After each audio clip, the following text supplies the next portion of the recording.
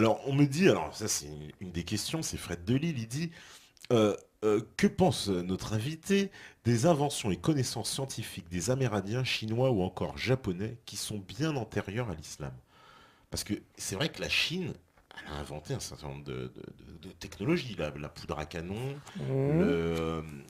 bon, bah, alors le papier, on l'a cité, mais également la boussole, etc. Enfin, tout un tas de choses. Apparemment, tous ces développements-là, il y a beaucoup de développements sont venus de Chine.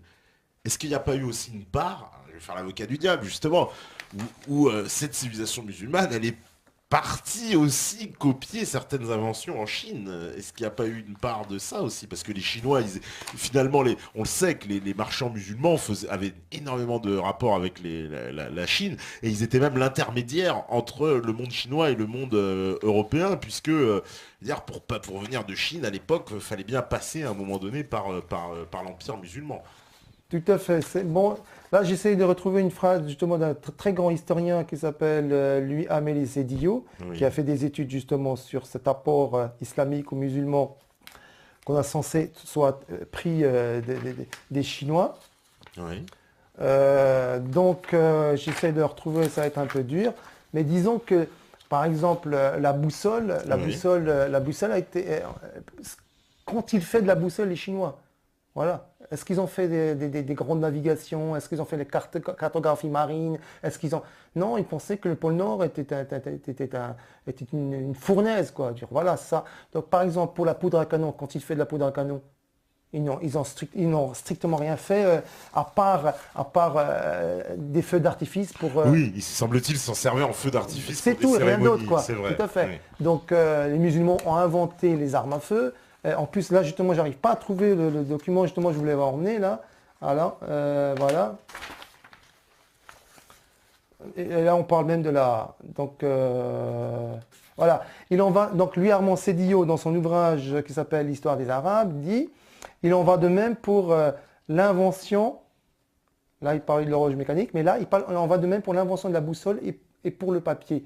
Pour la boussole, rien n'affirme que les Chinois l'aient employée pour la navigation.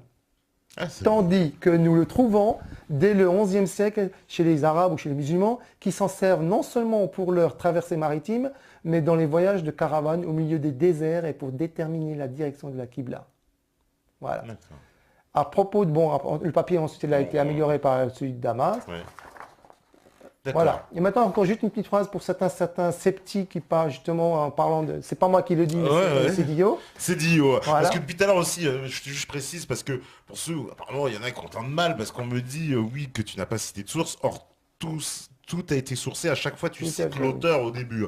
Alors, je sais pas, il y en a qui n'ont pas entendu, ils me disent, oui, il n'y a pas de source et tout. Non, il y a des sources. Alors, il faudra remettre le replay de l'émission, mais toutes les sources ont été citées, hein, Et qui peuvent retrouver ça dans les ouvrages. Donc, Et ils en sont en plus, train on de- peut les retrouver dans les Voilà. ouvrages. Mais tu l'as fait dans l'émission aussi. C'est pour ça que ceux qui l'ont pas Complètement, je suis entendu, c'est pour d'accord. ça que je le dis. Parce Tout à que fait, ça a tout à été dit fait. dans Tout l'émission à quand fait, même. Patrick.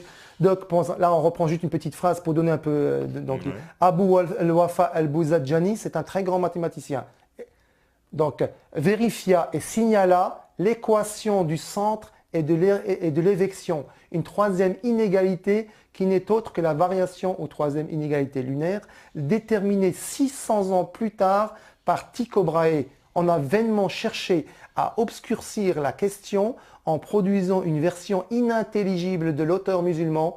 Les termes qui constatent la découverte sont si formels et si positifs qu'elle reste désormais acquise à la science. Ça, c'est pour répondre à la question est-ce que le plagiat. Voilà, ça, c'est une forme. Et comme je disais tout à l'heure, la bibliographie donne toutes les preuves des plagiats qui ont été faits par la suite. Puisque toutes les sciences, toutes les découvertes ont été mises par écrit bien avant que les Européens Ouais. pillent les ouvrages, quoi. Puis les ouvrages, oui, effectivement.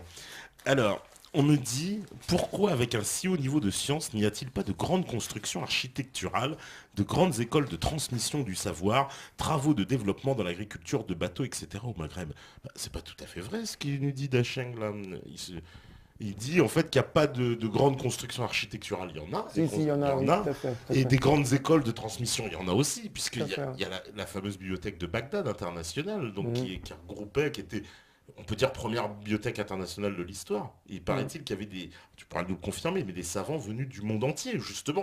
C'était un lieu de science, mais qui était ouvert à tous et pas seulement aux musulmans, puisqu'il y avait Oui, des tout à gens fait, qui tout venaient à fait, par oui, de oui. Chine, Oui, oui, tout à fait, tout d'Europe, à fait. d'Afrique, on venait de Tout à fait, partout. tout à fait, tout à fait. Et je dirais même, par exemple, restons en Europe, quoi. C'est Cordoue et Grenade.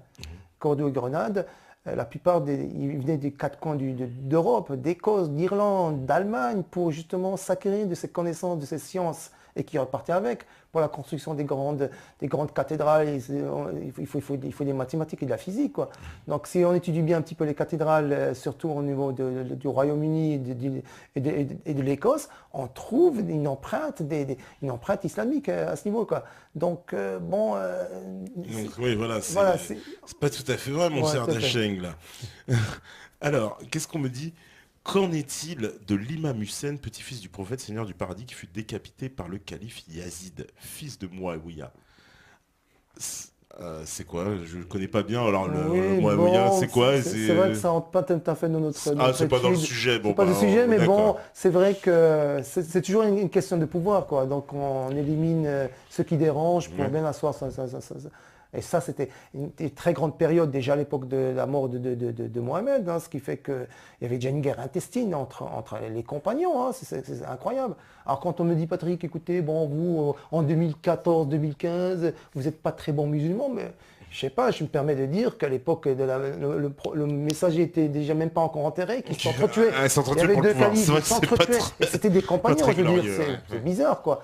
Donc c'est pour ça qu'il faut se remettre un peu en question et surtout remettre en question l'histoire. C'est pour ça que notre débat au début, c'était quoi? C'était cette falsification historique institutionnalisée. Il n'y a pas seulement cette falsification qui s'est faite en Europe, en Occident, mais aussi dans les pays qu'on dit musulmans, quoi, avec leur fausse histoire, leurs faux événements qui ont été inculqués, étudiés, décortiqués, et qui fait que les gens ils sont en train de se poser la question, bon, qu'a-t-on fait à cette Qu'a-t-on période, fait à quoi? cette période? Oui, effectivement. Alors, qu'est-ce qu'on me dit encore? Euh, euh, s- Nas pour toi. Si ce sont les berbéros andalous qui ont fait avancer les sciences durant la période du 7e au 14e, qu'ont fait les Arabes exactement? N'y avait-il réellement aucune science avant l'islam selon toi? Bah là, oui, Ah oui, ça tu l'as expliqué, j'ai envie de dire la deuxième partie. je peux garantir que Ouais. les Arabes n'ont strictement rien fait. Ils sont réfractaires à la science, hein. Ça, c'est clair et net, quoi. Que faire avec la science? Ce sont des gens ce sont des Bédouins, quoi. Déjà à l'époque, quand on dit arabe, on reste dans la chronologie du Golfe, hein, parce que les Égyptiens ne sont pas des Arabes, en Ouais, réalité, ce sont oui, des d'accord. Égyptiens. Ouais. Les Phéniciens, ce sont des Libanais, les Libanais sont Ouais, des les Phéniciens, Phéniciens, les Syriens sont des Assyriens, ouais. les Irakiens sont des Mésopotamiens. Ils Mésopotamiens. parlent peut-être la langue. Les Pourquoi on Maghrébins parle? sont des Voilà, berbères, etc. En tout fait, à fait. Voilà, on parle la langue à cause de la langue de la religion, quoi. C'est un véhicule religieux. C'est C'est pour tout. ça que c'est important. Toi, tu as parlé vraiment d'empire musulman. Tout C'est à c'est fait. très important. Ouais. C'est vrai qu'on Rien d'arabe, quoi. on entend Rien. rarement Tout à fait. cette Tout version-là, à parce fait. qu'on nous parle, oui, la Tout à fait. civilisation Non, arabe, non, non, non, ça etc. n'existe Et toi, pas. tu sépares bien Il n'y a les deux rien choses, d'arabe. quoi. Même les chiffres arabes, au fait. Les chiffres arabes ne sont pas arabes. C'est des chiffres qui Hein. ont été inventés par Al-Khalsadi au Xe siècle. Un mathématicien berbéro-andalou. Qui a Et c'est inventé... pas les Indiens, parce que moi j'ai entendu 100 fois cette Oui, version. c'est encore une... Les chiffres indiens, Tout à fait, avec tout à la fait. sunna, le vide, le Ouais, zéro inventé, oui, bien etc. sûr. Toi, tu dis, faux, tout ça, c'est les Arabes. Patrick, même la légitimité des chiffres, ils ont tout rejeté, tout refusé, même ça, quoi. Ouais, parce qu'on appelle ça les chiffres arabes de base, Ah, en plus, déjà, à la pour base. commencer, tout à Mais fait. on nous Qui a c'est qui les a- expliqué, tout à c'est fait. une aberration, Tout à justement, fait. on ne doit pas les Tout à appeler fait. les chiffres Tu sais qui arabes. c'est qui les a introduits en Europe? Une petite histoire. Le moine Gerbert d'Aurillac, qui a ensuite été un très très grand traducteur de l'arabe au latin, Gerbert d'Aurillac allait s'instruire à Bougie, qui sont en Algérie. C'était un très grand centre Bougie, ouais, intellectuel. en Algérie, ouais. Allait s'instruire des mathématiques. Donc il a été étudier les mathématiques. En retournant en Europe, en France, parce qu'il était originaire de France, je pense même de la région d'Avignon, donc il retourne en France, il devient si savant que ses amis, les prêtres autour de lui, voyant en lui un démon, quelque chose de démoniaque, de très très diabolique, parce qu'il a trop de connaissances, quoi. Et c'est lui qui a introduit les chiffres en Europe. D'accord. Et il est devenu pape Sylvestre II. Intéressant. Tellement qu'il était Tellement érudit qu'il était ensuite. érudit, d'accord. Eh oui, Et pape est-il Sylvestre vrai II. qu'aussi, au départ, alors ça aussi... Justement, donc, et là je reviens tout à vas-y. l'heure en disant avec les Indiens, on parle d'Alexandre le Grand. Alexandre le Grand a bien été en Inde. Oui. Hein, avec ses armées, ils ont conquis l'Inde. Oui, oui. Pourquoi ne sont-ils pas revenus avec les chiffres hindous, ou indiens, ou arabes? Une question qu'on se pose. Et les Grecs les auraient utilisés. Et ils auraient créé des mathématiques. Bah, vu qu'ils ont les... Et surtout encore, j'irais Ils étaient Patrick. censés avoir créé les mathématiques. Surtout Patrick, qu'ont-ils fait de ces chiffres, les hindous, les Indiens? Qu'ont-ils fait de ces chiffres? Strictement rien.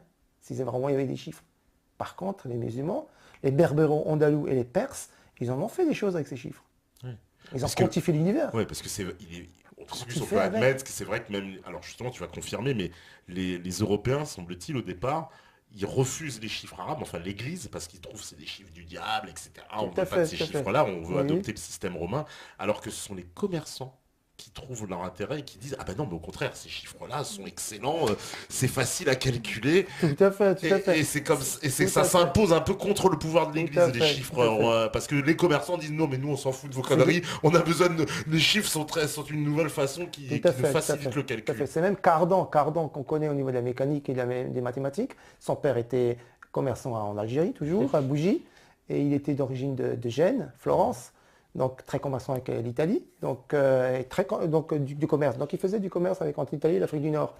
Et c'est lui, puis, parce que maintenant il y a une espèce de petite querelle entre les mathématiciens et les historiens.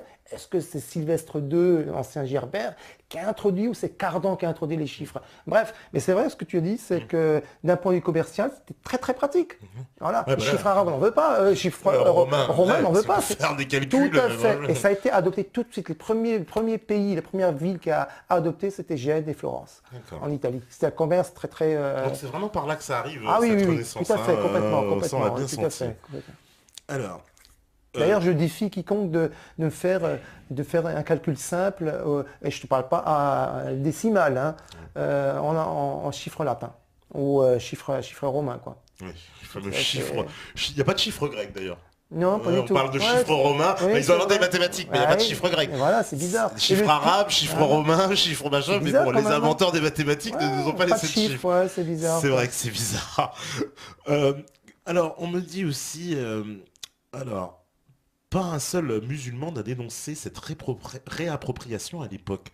C'est vrai, ça, il me pose la question, Razien. C'est vrai, est-ce que les musulmans, ils se sont levés à un moment donné pour dire, bah non, mais attendez, tous ces travaux-là, ce sont nos travaux, un tel, c'est un imposteur. Ou alors, c'était déjà trop loin, puisque Descartes, effectivement, il arrive longtemps après il parle de l'époque Certainement, alors il précise pas l'époque, justement. C'est ça, Razien, il précise pas. Est-ce que c'est l'époque contemporaine ou celle de l'époque? On ne sait pas de quelle époque il parle. On peut supposer, alors on va supposer qu'il parle en tout cas, on va dire de l'époque de la Renaissance, puisque après avoir copié, quoi. Je pense pas que les musulmans étaient courants de quoi que ce soit à ce niveau-là. Ils s'en apercevaient pas. Non, pas du tout. Premièrement, parce que c'est déjà la langue, c'est écrit en latin. Donc ils n'avaient aucune connaissance du latin. Deuxièmement, les livres qui circulaient sur Descartes, c'était des ouvrages en latin, quoi. Voilà. Ou en plus, si on appelle ça une langue véhiculaire ou vernaculaire, c'est tout ce qui est langue allemande, anglaise, etc. Et véhiculaire, c'est le latin, quoi.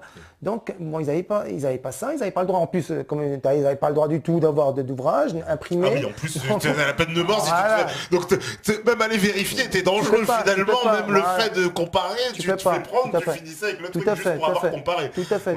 Et ils ne pensaient pas dans leur logique qu'il y avait quelqu'un qui allait copier le travail et mettre son nom à la place de l'autre, quoi. C'est quelque chose d'impensable, quoi. Donc le copyright n'existait pas. Oui, parce qu'en plus, c'est indigne. Indigne à l'époque. Tout à fait, c'est ça. C'est comme si maintenant tu écris un livre et tu mets pas les références de la personne, quoi. Ouais, voilà, donc, aujourd'hui c'est plus grillé, j'ai envie de dire, parce qu'aujourd'hui on serait grillé, mais à l'époque c'est vrai qu'on peut imaginer au XIIIe siècle c'était dur de savoir que l'autre il était en train de copier Descartes en France, voilà. Très compliqué, effectivement. Alors, on me dit, qu'est-ce qu'on me dit encore selon vous, grâce au rôle très important de transmission du savoir qu'a joué la civilisation islamique, on peut donc en déduire que grâce à l'islam, la connaissance actuelle est ce qu'elle est. Est-ce que ce serait votre conclusion? Justement, j'ai un petit schéma, là, elle tombe bien merveille celle-là, parce que je l'avais oublié celui-là. Voilà. Les grandes dates réelles de l'histoire des sciences, si l'islam n'était pas apparu. Voilà. Donc, en fait, il y aurait quoi? Il y aura le règne de l'Église. Bon, donc il n'y a plus de, Donc grec. avant, on est un peu dans Voilà, la on retrouve le même schéma, donc plus de grec, puisque bon, grec, voilà, ouais, il n'y a plus de savants grecs, ni Thalès, ni Pythagore, il n'y a aucun savant, aucun auteur grec, déjà. Ensuite, il y aurait quoi? Il n'y aurait ni de Pythagore, ni de Kepler, ni Descartes, ni de quoi que ce soit, parce que ça aurait été le règne de l'Église. De sa naissance, c'est-à-dire avec Marcion de Sinope au IVe siècle après Jésus-Christ. Bon, alors encore c'est un autre phénomène, celui du judéo-christianisme, que ceux qui s'intéressent un peu à ça. Donc c'est le règne de l'Église. Et ce sera le règne de l'Église jusqu'au XXIe siècle. Voilà, c'est ça, s'il n'y avait pas l'islam, il n'y aurait pas de période abbasside, et il n'y aurait pas de civilisation perso-berbéro-andalouse, donc il n'y aurait pas de renaissance, il n'y aurait pas de siècle de lumière, il n'y aurait pas d'époque industrielle, il n'y aurait pas de colonialisme. Voilà, ça serait le règne total de l'Église, de l'absolutisme et de l'obscurantisme, je dirais, entre guillemets, églisien, quoi.